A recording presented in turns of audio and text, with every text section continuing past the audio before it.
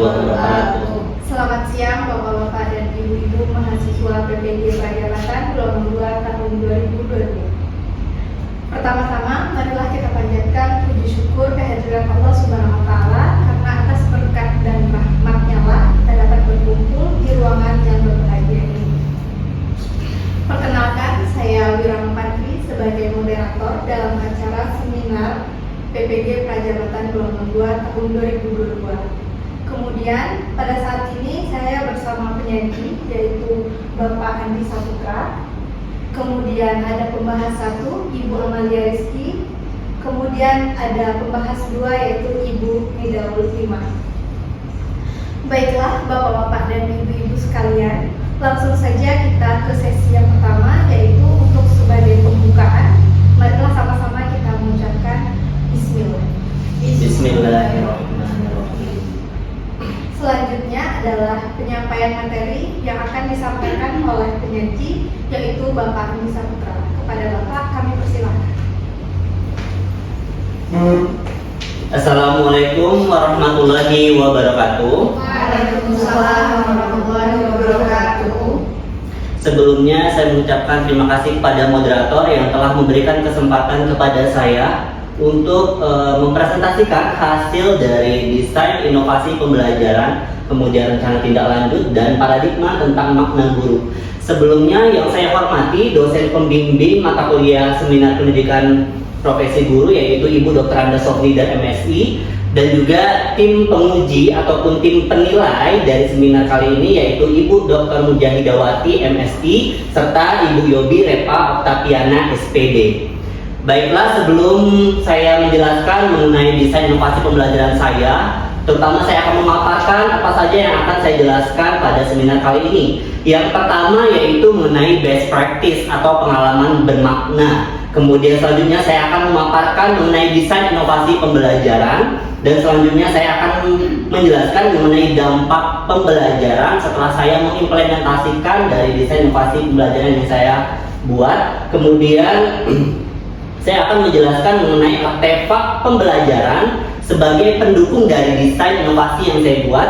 Kemudian ada rencana tindak lanjut, dan yang terakhir adalah paradigma mengenai makna guru. Baiklah, langsung saja untuk yang pertama mengenai pengalaman bermakna atau best practice. Nah, berbagai macam mata kuliah yang telah saya lalui, telah saya review, kemudian saya refleksi pada perkuliahan seminar PPG Prajabatan ini, di mana dari berbagai mata kuliah tersebut banyak sekali pengalaman bermakna yang telah saya alami. Dari 11 mata kuliah yang terdiri dari 8 mata kuliah inti, kemudian 3 mata kuliah selektif ataupun elektif, terdapat 2 mata kuliah yang menurut saya memang paling penting ataupun paling bermakna bagi saya. Yang pertama yaitu mengenai mata kuliah pembelajaran berdiferensiasi. Nah, berdasarkan pengalaman saya pada saat PLP ataupun pengenalan lapangan persekolahan dulu, saya bertindak sebagai guru, maupun juga berdasarkan pengalaman saya pada saat saya menjadi peserta didik.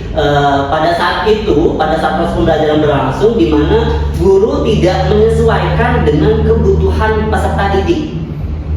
Jadi guru masih memperlakukan hal yang sama, maksudnya memperlakukan tindakan yang sama kepada semua peserta didik. Padahal semua peserta didik tersebut memiliki karakteristik ataupun beraneka ragam tingkah laku maupun profil belajarnya. Kemudian di dalam pembelajaran berdiferensiasi ini, saya memahami bahwa sebagai seorang guru yang profesional itu harus merancang yang namanya rancangan pembelajaran ataupun modul ajar yang disesuaikan dengan kebutuhan peserta didik, di mana guru harus melakukan pemetaan terlebih dahulu, di mana untuk pemetaan ini terdapat seperti kesiapan belajarnya, kemudian minat belajarnya, dan profil belajar peserta didik. Selain itu, saya di dalam mata kuliah pembelajaran diferensiasi ini, saya juga mempelajari adanya 4 elemen. Yang pertama yaitu diferensiasi konten, kemudian proses, kemudian ada diferensiasi produk, dan yang terakhir yaitu lingkungan belajar. Nah, kemudian menurut saya mata kuliah yang paling bermakna yang kedua adalah PPAE ataupun prinsip pengajaran dan asesmen yang efektif yang pertama, di mana pada mata kuliah PPAE ini saya belajar mengenai komponen-komponen modul ajar, di mana dalam buku panduan prinsip pengajaran asesmen dan pembelajaran ini terdapat 17 komponen yang sangat penting yang sangat lengkap di dalam modul ajar, di mana untuk modul ajar ini terdapat 3 bagian. Yang pertama yaitu informasi umum. Di dalam informasi umum ini terdapat identitas penulis, kemudian kompetensi awal, kemudian ada profil pelajar Pancasila, kemudian sarana dan prasarana, serta adanya target peserta didik, dan terakhir adanya model pembelajaran. Nah, itu untuk bagian pertama mengenai informasi umum. Kemudian bagian yang kedua terdapat kompetensi inti, di mana dalam kompetensi inti ini terdapat tujuan pembelajaran, kemudian adanya asesmen, dan juga adanya pemahaman bermakna, kemudian pertanyaan pemantik, kemudian nanti ada juga di dalamnya kegiatan pembelajaran serta refleksi peserta didik. Dan bagian yang terakhir pada komponen modul ajar yaitu adanya lampiran, di mana pada lampiran ini terdapat lembar kerja peserta didik, kemudian soal pengayaan maupun soal remedial, kemudian adanya bahan bacaan bagi peserta didik maupun pendidik, kemudian adanya glosarium, dan yang terakhir ada daftar pustaka. Nah, selanjutnya mengenai desain inovasi pembelajaran. Jadi latar belakang saya itu ada 3 hal ataupun 3 faktor saya mengambil desain inovasi pembelajaran ini. Yang pertama dari pengalaman bermakna yang telah saya paparkan tadi sebelumnya, kemudian berdasarkan hasil penerapan pembelajaran berdiferensiasi sebelumnya, yaitu pada saat saya melakukan PPL yang pertama, di mana pada saat PPL yang pertama itu saya telah mengimplementasikan juga namanya pembelajaran berdiferensiasi berdasarkan gaya belajar. Nah, dari PPL pertama tersebut saya melihat ataupun saya mengamati bahwa terjadinya keaktifan yang sangat signifikan dibandingkan saya mengajar secara konvensional. Kemudian alasan yang ketiga itu berkenaan dengan jurnal, di mana jurnal ini saya mencarinya yang berkaitan dengan pembelajaran berdiferensiasi. Maka dari ketiga faktor ini saya membuat desain inovasi pembelajaran, yaitu implementasi modul ajar berdiferensiasi berdasarkan gaya belajar untuk meningkatkan keaktifan peserta didik. Kemudian adanya artefak pembelajaran, di mana artefak pembelajaran ini merupakan sebagai pendukung dari desain inovasi yang saya buat. Untuk yang pertama yaitu modul ajar. Di sini modul ajar yang telah saya buat, modul ajar matematika, untuk topiknya yaitu data dan diagram, sementara untuk subtopiknya adalah penyajian data dalam bentuk diagram lingkaran. Di mana dalam modul ajar yang saya buat ini saya sesuaikan dengan buku panduan yang ada yang dari Kemdikbud, yaitu buku panduan dari pembelajaran mata kuliah PPAE 1. Terdapat 17 komponen di dalam modul ajar tersebut, dan sudah saya sesuaikan dan saya masukkan ke dalam modul ajar yang saya buat ini. Kemudian yang kedua adanya angket ataupun kuesioner. Di dalam angket ini saya mengambil dari salah satu jurnal, dan jurnalnya sudah saya letakkan di artefak. Kemudian untuk lembar kuesioner ini berisi dari asesmen non kognitif. Jadi di sini yang saya gunakan adalah gaya belajar siswa. Kemudian yang ketiga yaitu jurnal. Di sini adanya jurnal yang berkaitan dengan pembelajaran diferensiasi. Kemudian yang terakhir ada foto dan video, di mana untuk foto dan video ini merupakan sebagai bukti bahwa saya telah mengimplementasikan modul ajar yang berdiferensiasi ini yang disesuaikan dengan gaya belajar siswa. Selanjutnya mengenai dampak pembelajaran, di mana di sini untuk dampak pembelajaran setelah saya mengimplementasikan pembelajaran berdiferensiasi yang berdasarkan atas gaya belajar siswa di dalam kelas, untuk dampak pembelajaran yang saya rasakan adalah pertama yaitu mengenai kesetaraan, di mana adanya pertumbuhan yang sama bagi semua siswa. Jadi maksud kesetaraan di sini adalah dari berbagai macam karakteristik kebutuhan peserta didik yang beraneka ragam tadi. Guru ataupun saya menyesuaikan dengan berbagai macam karakteristik tadi, sehingga mereka sama-sama maju, mereka sama-sama berkembang, sehingga mereka mengetahui pembelajaran yang saya sampaikan. Jadi mereka sama-sama dapat semuanya, sehingga baik dari segi kemampuan maupun keaktifan mereka semuanya sama, sehingga pembelajaran yang saya ajarkan itu tercapai. Kemudian yang kedua, terciptanya pembelajaran menyenangkan. Dari pembelajaran menyenangkan ini terlihat pada saat proses pembelajaran, yaitu pada saat mereka berdiskusi, di mana menurut pengamatan saya dan saya masukkan ke dalam lembar observasi bahwa untuk peserta didik yang saya sesuaikan dengan gaya belajar ini,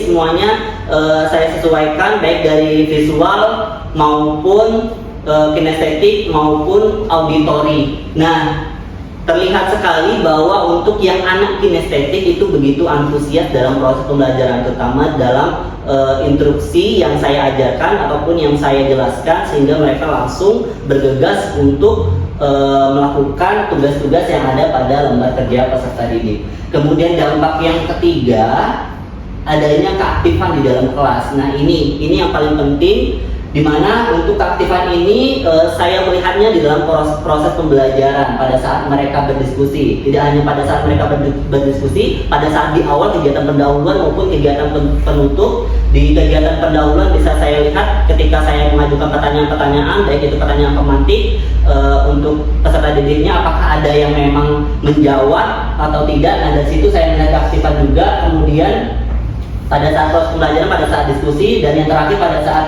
kegiatan penutup, bagaimana peserta didik untuk dapat menyimpulkan hasil pembelajaran. Kemudian keaktifan ini juga tentunya berpengaruh terhadap hasil belajar, sehingga yang saya lihat di sini apakah ada peningkatan atau tidak dari yang sebelumnya. Untuk dampak yang terakhir mengenai personalisasi, di sini pembelajaran yang dipersonalisasi maksudnya adalah ketika guru ingin merencanakan pembelajaran yang guru inginkan, guru bisa memetakan, guru bisa mengatur apa saja yang ingin dia terapkan, kemudian dia sesuaikan dengan kebutuhan peserta didiknya. Itu maksud dari personalisasi. Kemudian untuk rencana tindak lanjut yang ingin saya lakukan setelah saya mengimplementasi pembelajaran di kelas, yaitu yang pertama memperbaiki LKPD. Nah, dari LKPD yang saya buat sebelumnya untuk anak visual itu terdapat font yang memang bervariasi, sehingga kemudian untuk warna fontnya juga hampir sama dengan warna background, sehingga agak terlihat kurang jelas.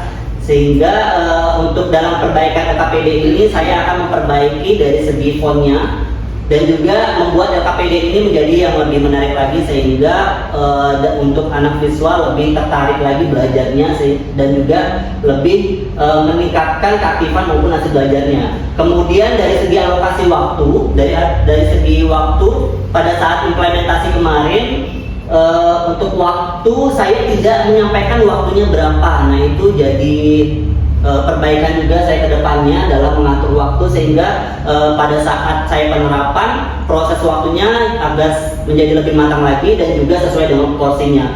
Nah, selanjutnya yaitu memperbaiki modul ajar. Jadi beberapa komponen dalam modul ajar ada yang belum, yaitu kisi-kisi, kemudian rubrik penilaian, dan jawaban dari soal asesmennya belum saya lengkapi. Nah, di situ saya akan melengkapi dalam modul ajarnya.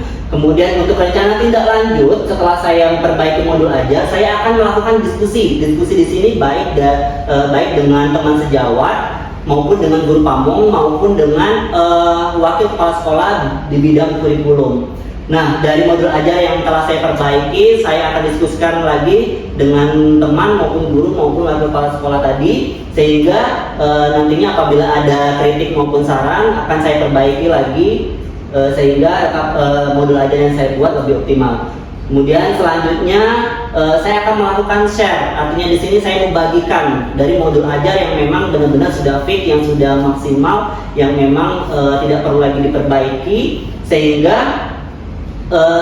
saya bagikan di sini terutama untuk yang membutuhkan, terutama bagi pendidik, karena pendidik yang akan menerapkan pembelajaran di dalam kelas. Kemudian yang terakhir, rencana tindak lanjut yang terakhir adalah sebagai referensi. Jadi modul ajar yang saya buat ini dapat dijadikan sebagai referensi, baik dalam menerapkan materi yang sama pada saat nanti di kelas 7 semester 2, ataupun dapat dijadikan sebagai referensi untuk materi pembelajaran yang lainnya. Kemudian yang terakhir mengenai paradigma tentang makna guru.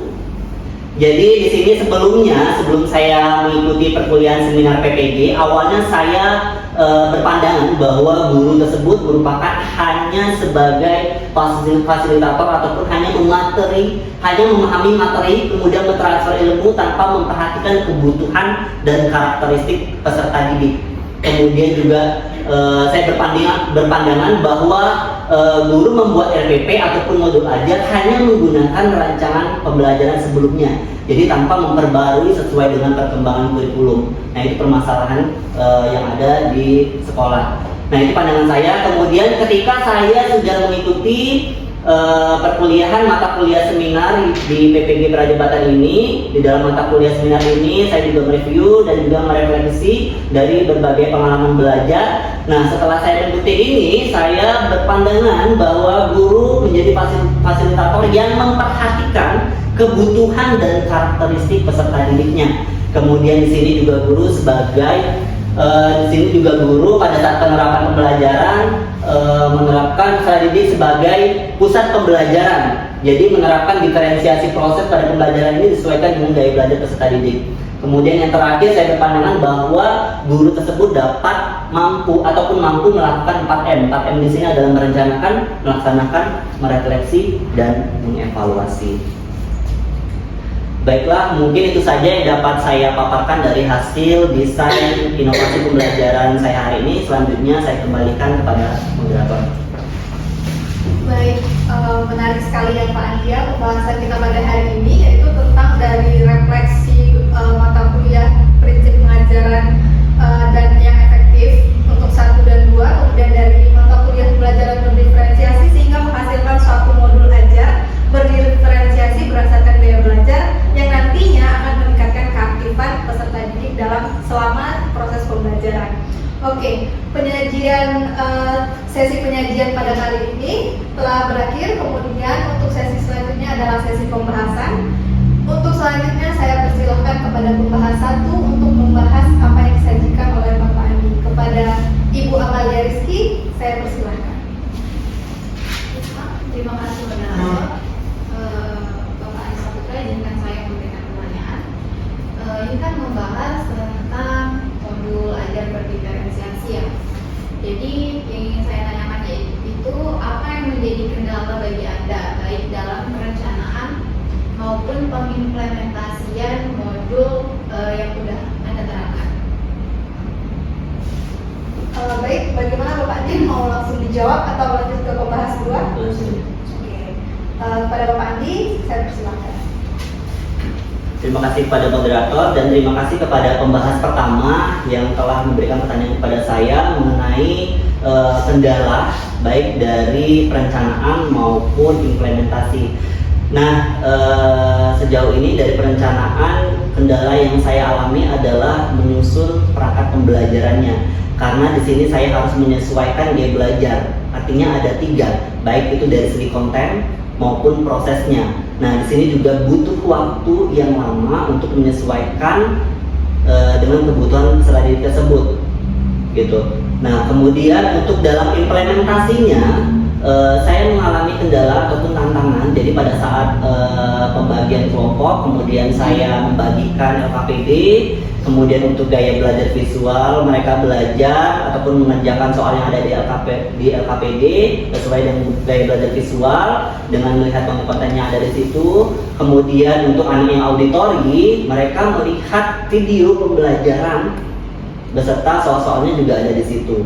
Nah, jadi untuk anak auditori ini saya menyediakan beberapa HP untuk 2 atau 3 kelompok. Kemudian pada saat untuk anak yang kinestetik, mereka langsung praktek. Jadi memang ada instruksi yang saya tuliskan pada LKPD anak kinestetik sehingga mereka langsung praktek untuk mendapatkan informasi mengenai data-data sehingga mereka dapat menyajikannya dalam bentuk diagram lingkaran. Nah, untuk kendalanya pada saat proses pembelajaran ini adalah ada satu anak yang memang dia tidak terima ketika saya kasih LKPD yang visual. Kenapa? Dia tidak terima. Jadi gini, kemarin anak visual ini langsung, Pak, saya maunya gini aja Pak, yang dikasih HP, kok mereka dikasih HP Pak, saya udah dikasih HP kayak gitu. Nah jadi kendalanya di situ, gitu, pada saat proses pembelajaran. Jadi lantas bagaimana cara Anda jika tadi kan ada siswa yang protes tuh, bagaimana Anda mengatasinya jika ada peserta didik yang ingin pindah ke gaya belajar yang lain, sedangkan misalnya dia gaya belajarnya visual tapi dia pengennya di audit, bagaimana? Oke, moderator saya langsung jawab ya. Oke, jadi pada saat anak tersebut tidak terima, dia yang pindah, saya langsung dekatin dia. Memang saya langsung memberikan ketenangan dalam artian saya langsung bicarakan bahwasanya kamu kemarin ngisi angket atau lembar kuesioner gaya belajar sesuai dengan hati kamu nggak, sesuai dengan aktivitas kamu nggak, sesuai dengan kebiasaan kamu nggak. Nah dia jawab iya. Nah jadi harus menerima untuk gaya belajar kamu visual. Saya bilang seperti itu. Nah kemudian dia memang agak kecewa dan juga agak tidak menerima. Cuman saya tenangin lagi dengan dalam artian saya bilang begini, oke, nanti di pertemuan selanjutnya Bapak ulangi lagi untuk gaya belajar kamu, nanti kamu bisa lagi mengikuti tes melalui kuesioner yang Bapak kasih sebelumnya. Jadi itu yang saya lakukan terhadap anak tersebut. Terima kasih. Oke, bagaimana pembahasan itu sudah cukup penjelasannya? Oke, selanjutnya kepada pembahas 2, Ibu Nida Wisma, kami persilakan. Terima kasih kepada moderator. Izin ke Bapak Andi untuk saya membahas hasil dari desain lupa. Untuk yang pertama, ini kan membahas tentang pembelajaran berdiferensiasi. Apakah bisa sekiranya pembelajaran berdiferensiasi ini dipadukan dengan budaya? Mengingat pada pengumpulan PPA yang sudah dipilih sama Pak Andi itu ada kita belajar tentang pendekatan CRT. Terima kasih, kembali ke moderator. Silakan Bapak Andi. Baik, terima kasih kepada moderator dan terima kasih juga kepada pembahas 2 yang telah mengajukan pertanyaan. Baiklah, saya langsung saja menjawab untuk pembelajaran berdiferensiasi yang dipadukan dengan budaya ya, dalam artian di sini pendekatan CRT. Nah, dari pengalaman saya sebenarnya saya sudah menerapkan pada saat saya PPL pertama di SMP 25. Nah, pada saat itu saya udah mengintegrasikan budaya di dalam pembelajaran. Nah, terutama juga pembelajaran berdiferensiasi. Di situ juga saya menyesuaikan dengan gaya belajar. Hanya saja saya menerapkan budaya ini ataupun mengintegrasikan CRT ini hanya pada saat kegiatan pendahuluan. Jadi memang pada akan pemahaman budaya yang saya integrasikan di sini saya letakkan pada saat persepsi atau pertanyaan pemantik kemarin gitu. Jadi seperti tempat wisata, jadi saya kaitkannya di situ gitu. Namun sebenarnya pada saat saya mengikuti perkuliahan yang PPAI 2 mengenai CRT ini ternyata dan juga saya lihat dari LKPD yang telah dibuat oleh teman-teman, ternyata untuk CRT ataupun budaya ini bisa juga dikaitkan di dalam LKPD. Nah di situ, jadi selanjutnya mungkin akan saya buat LKPD yang memang terintegrasi dengan budaya dan juga pembelajaran berdiferensiasi. Jadi kesimpulan jawaban saya itu pasti bisa dikaitkan antara pembelajaran berdiferensiasi maupun dengan pendekatan CRT. Terima kasih. Baiklah, itu adalah penjelasan dari penyaji. Selanjutnya pembahas 2, masih ada yang perlu ditanyakan? Ada. Berdasarkan pemaparan dari Bapak Andi tadi yang mengatakan bahwa salah satu kendala menyusun modul lengkap ini, modul ajar lengkap itu adalah waktu. Adakah solusi atau alternatif solusi dari Bapak Andi terkait dalam penyusunan modul ajar, mengingat modul ajar ini kan salah satu hal yang penting dalam proses pembelajaran? Baik, silakan penyaji.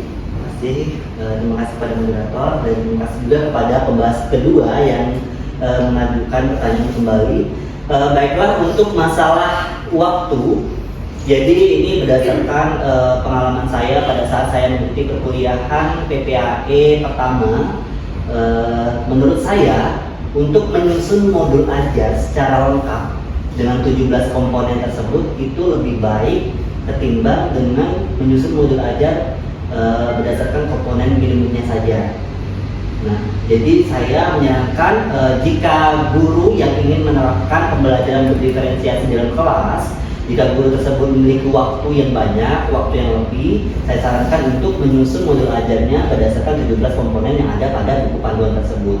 Namun, apabila guru tersebut memiliki jam terbang yang banyak, kemudian juga waktunya tidak sempat dalam menyusun modul ajar, bisa menyusun modul ajar tersebut berdasarkan komponen minimum saja. Hal ini sudah ada pada buku panduan. Sebelumnya saya mohon izin untuk menunjukkan buku panduannya, Bu. Silakan, Bu. Oke.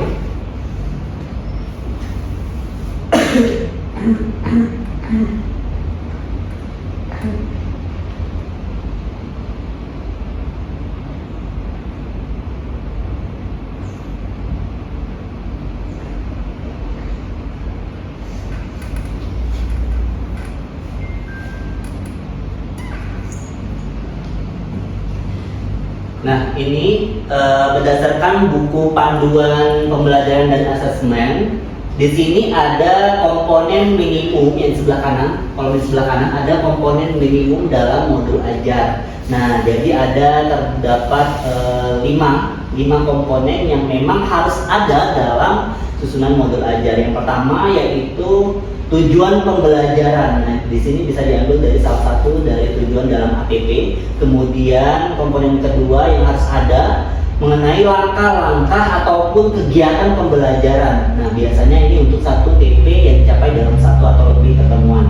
Kemudian komponen yang ketiga yang harus ada dalam modul ajar adalah rencana asesmen untuk di awal pembelajaran beserta instrumen dan cara penilaiannya. Kemudian ada juga rencana asesmen di akhir pembelajaran untuk mengecek KKTP, ketercapaian tujuan pembelajaran beserta instrumen dan cara penilaiannya. Dan yang terakhir yang memang harus ada dalam modul ajar tersebut adalah media pembelajaran yang digunakan.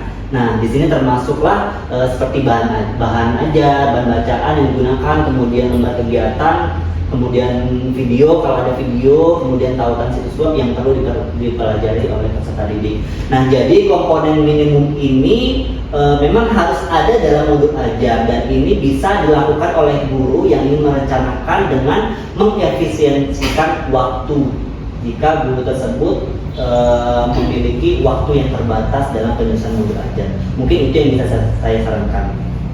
Terkait dari pengimplementasian modul ajar yang telah Bapak Andi laksanakan, itu kan tentang pembelajaran diferensiasi. Apa hasil yang Bapak Andi temukan dari hasil pengimplementasian dari modul ajar yang telah Bapak Andi laksanakan? Baiklah, untuk hasil implementasi. Nah, dari hasil implementasi pada saat saya menerapkan desain inovasi pembelajaran ini di kelas 7F, itu SMP 19 Negeri Kota Jambi. Nah, dari hasil yang saya lakukan, saya juga menyiapkan yang namanya lembar observasi pengamatan atau lembar pengamatan untuk melihat keaktifan dalam proses pembelajarannya.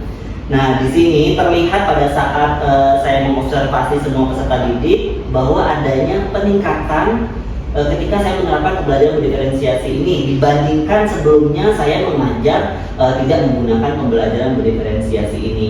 Nah, ini juga terlihat ketika peserta didik dalam melakukan diskusi kelompok mengerjakan LKPD, ada yang gaya belajar kinestetik itu terlihat sekali mereka antusias ketika saya instruksikan begini, mereka langsung menyebar dan langsung mengumpulkan data yang dikumpulkan sehingga dapat mereka sajikan ke dalam bentuk diagram lingkaran. Kemudian juga dari hasil belajar yaitu asesmen formatif yang saya berikan setelah selesai mereka belajar. Nah, di sini juga terjadi peningkatan karena keaktifan tadi. Jadi secara tidak langsung keaktifan tadi akan mempengaruhi hasil belajar tersebut. Nah, hasil belajar ini terdapat 25 orang yang memang benar-benar tuntas sesuai dengan KKM, yaitu di atas 70 dari 30 peserta didik yang mengikuti pembelajaran pada hari itu, sehingga persentasenya sekitar 83% itu hasil belajar mereka bagus. Dan hasil belajar ini tentunya meningkat dibandingkan pertemuan sebelumnya. Pertemuan sebelumnya saya lihat dari asesmen formatifnya itu hanya 67% saja. Berarti di sini ada sekitar 13 atau 16% itu yang meningkat dibandingkan pembelajaran yang sebelumnya yang tidak menggunakan pembelajaran berdiferensiasi. Nah, selain itu juga sejalan dengan jurnal yang saya pakai yang berkaitan dengan pembelajaran berdiferensiasi, di mana jurnal ini dari Usman Murbar yang mengatakan bahwa jurnal ini berisi kesimpulannya yaitu keaktifan peserta didik dalam proses pembelajaran mengalami peningkatan seperti meningkatnya perhatian peserta didik, kemudian dalam mengikuti proses pembelajaran peserta didik menjadi lebih aktif untuk bertanya kepada guru atau menanggapi pertanyaan dari guru dan menyelesaikan suatu permasalahan dan meningkatnya keaktifan peserta didik untuk mengumpulkan informasi terkait materi pada pembelajaran. Nah, jadi apa yang saya implementasikan, kemudian dari dampak, kemudian hasil dari implementasi tersebut ternyata memang sejalan dengan apa yang sudah dilakukan peneliti lain dengan menggunakan pembelajaran diferensiasi ini. Itu saja yang bisa saya jelaskan. Terima kasih. Baik, terima kasih kepada penyaji atas pembahasannya. Kemudian untuk pembahas 1 atau pembahas 2 masih ada yang perlu dijelaskan barangkali? Itu masih ada?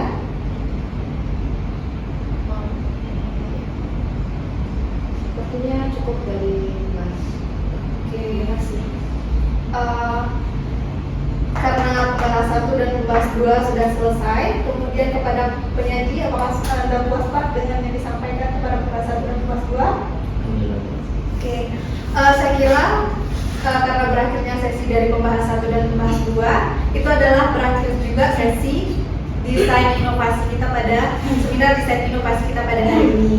Kemudian dari pembahasan yang disampaikan oleh penyaji tadi dapat saya simpulkan bahwa desain inovasi yang telah Bapak buat itu adalah sudah bagus dan menarik karena telah mengimplementasikan dari pembelajaran prinsip pengajaran yang efektif 1 dan 2, kemudian dari pembelajaran berdiferensiasi sehingga memunculkan suatu modul ajar yang dapat memenuhi semua karakteristik peserta didik.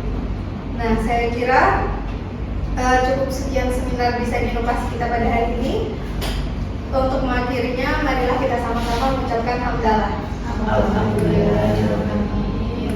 Baiklah, sekian seminar kita pada hari ini. Saya tutup dengan wassalamualaikum warahmatullahi wabarakatuh. Waalaikumsalam warahmatullahi wabarakatuh.